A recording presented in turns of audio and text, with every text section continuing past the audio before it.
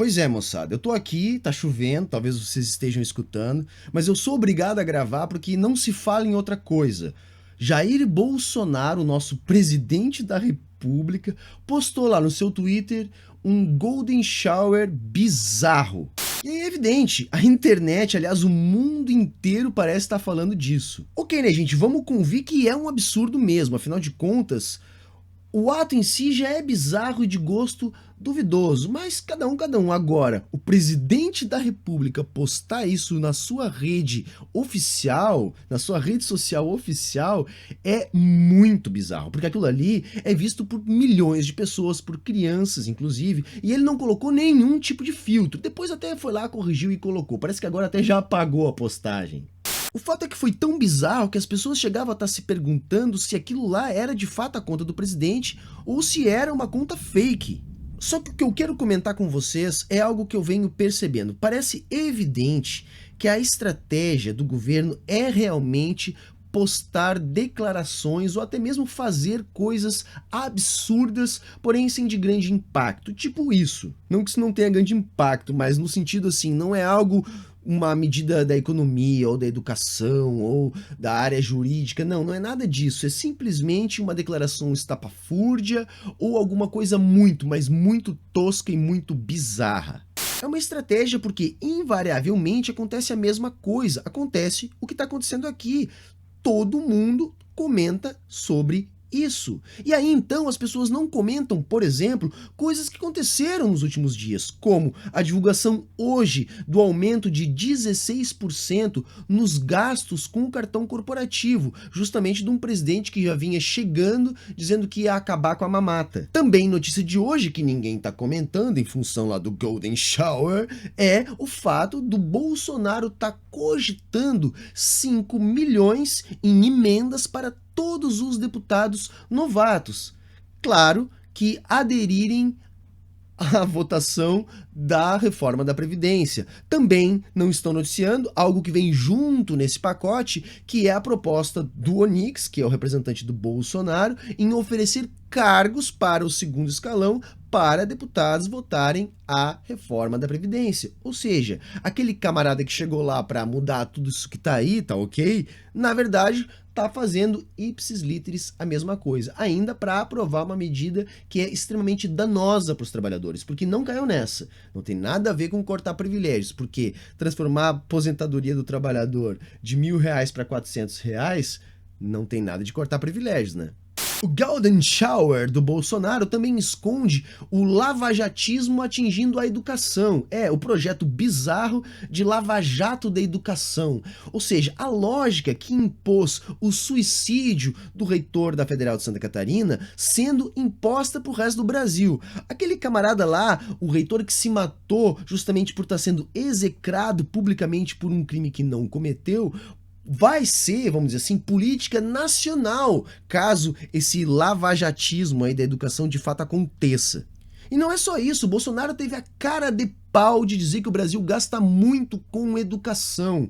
Ele conseguiu apresentar uma conta enviesada para dizer que o Brasil gasta mais proporcionalmente que outros países, sendo que numa lista da OCDE ali de, sei lá, 50 e poucos países, o Brasil é o terceiro que menos gasta por aluno. Quer dizer, o Bolsonaro é uma metralhadora de absurdos e a administração dele está fadada ao fracasso. O que vocês vão entender que na minha avaliação é algo bom. Então, se vocês estão entendendo, gente, postar Golden Shower no Twitter e provocar todo esse rebuliço faz com que as pessoas não falem do que realmente devem falar. Isso para não falar do Queiroz e toda aquela movimentação escancarada de corrupção lá que ficou por isso mesmo, sem explicação.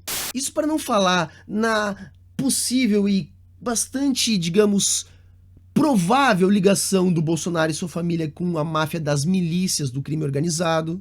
Outra coisa que permanece sem explicação.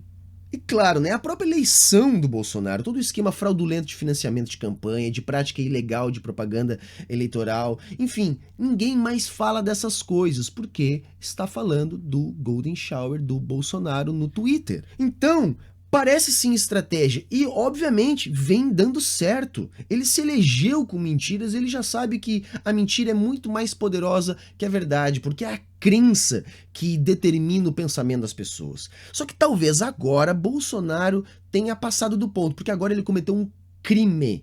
Sim, o que ele fez pode ser enquadrado como crime de várias maneiras. A exposição que ele fez, o fato dele não ter censurado, a quebra de decoro com o cargo. Só que claro, né, gente, cometer crime no Brasil atualmente não é garantia que a pessoa vai ser punida. Nós estamos sob flagrante lawfare.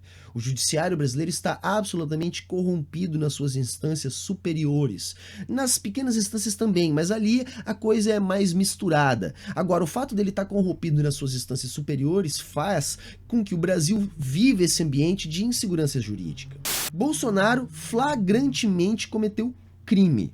Agora, se ele vai ser punido por isso, vai depender do interesse das altas castas do judiciário de punir ele ou não. Basicamente, gente, o que vai definir é se os golpistas, o centro do poder no Brasil, vai depender se essa galera quer a manutenção do Bolsonaro ou não. Eu defendo que o Bolsonaro foi um cavalo de Troia e agora ele não é mais necessário. Ele vai ser necessário se ele conseguir entreter a massa, aí ele vai ter lá seu papel de bufão. Caso contrário, ele vai ser descartado, justamente porque nós estamos sob lawfare e o Bolsonaro não controla esse lawfare. Esse lawfare está na mão do real poder. Os setores golpistas da sociedade. A nossa burguesia nacional, que é atrelada à burguesia internacional. Que é uma burguesia essencialmente financista, vai. A questão é que Jair Bolsonaro vem parecendo ser um cara incapaz de levar adiante as mudanças estruturais que essa elite golpista precisa. E se assim o for, ele vai bailar rapidinho. A gente já aprendeu que não é necessário um crime para acontecer um impeachment na legislação brasileira, ainda mais sob lawfare. O que basta é vontade política. E aí, gente, para finalizar e esse vídeo não ficar muito longo, o que me deixa triste? O Mourão, o vice de plantão da vez, vem demonstrando ser mais palatável, Mourão sincero, se apresentando como muito mais inteligente e, portanto, muito mais capaz de tocar as reformas que essas plutocracias golpistas precisam. Aliás, foi para isso que elas fizeram tudo o que fizeram no Brasil de 2013 para cá. Só que eu vou dizer para vocês, eu sinceramente prefiro que o Bolsonaro fique até o final. Sabe por quê?